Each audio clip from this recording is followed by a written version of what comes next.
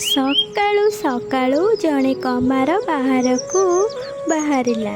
ରାସ୍ତାରେ ବୁଲୁ ବୁଲୁ 2 ଖଣ୍ଡ ଲୁହା ପାଇଲା ଓ ସେ 2 ଖଣ୍ଡ ଲୁହା ଘରକୁ ନେଇଗଲା।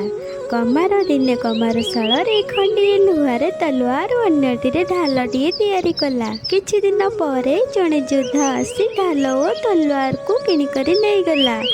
ବହୁତ ଯୁଦ୍ଧ ପରେ ଯୋଦ୍ଧା ଜଣକ ଢାଲ ଓ ତଲୁଆର ବ୍ୟବହାର କଲା। ଥରେ ଯୁଦ୍ଧ କରୁ କରୁ ତଲୁଆରଟି 2 ଖଣ୍ଡ ହୋଇ ଭାଙ୍ଗିଗଲା, କିନ୍ତୁ ଢାଲ ଆଗରୁ ଯେମିତି ଥିଲା ସେମିତି ରହିଲା। ଭାଙ୍ଗି ଯାଇଥିବା ତଲୁଆର ଓ ଢାଲକୁ ଯୋଦ୍ଧା ପାଖାପାଖି ରଖିଦେଲା। ରାତି ହେଲା। ରାତିରେ ସମସ୍ତେ ଶୋଇଗଲେ।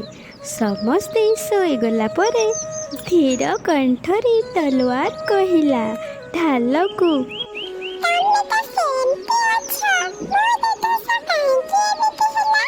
ଢାଲ କହିଲା, ଆମ ଦୁହିଁଙ୍କ ଭିତରେ ଅଳ୍ପ ଫରକ। ତଲୁଆର କହିଲା,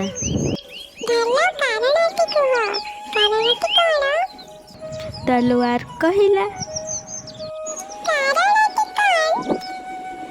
ଢାଲ କହିଲା, ତୁ ସବୁବେଳେ ମାରିବା କାଟିବା କାମରେ ରହିଲୁ, ତତେ ବି ଟିକେ କଷ୍ଟ ହେଲାନି। ମୁଁ ବଞ୍ଚାଇବା କାମରେ ରହିଲି। ତୋହାର ଆଗ ମୋ ଦେହରେ ମୁଁ ସହାୟ କରି ମୁଁ ଅନ୍ୟକୁ ବଞ୍ଚାଇଲି। ମୁଁ ବହୁତ କଷ୍ଟ ସହି ଚାଲିଲି, ସେଥିପାଇଁ ମୁଁ ବହୁ ଦିନ ବଞ୍ଚି ରହିଲି।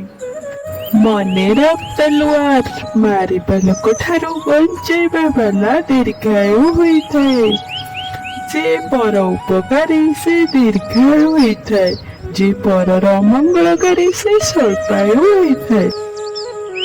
ଏହି ତଲୁଆର ଏବଂ ଢାଲର କାହାଣୀଟି ଆପଣମାନଙ୍କୁ କେମିତି ଲାଗୁଛି ଆପଣ ମୋତେ କମେଣ୍ଟରେ କୁହନ୍ତୁ।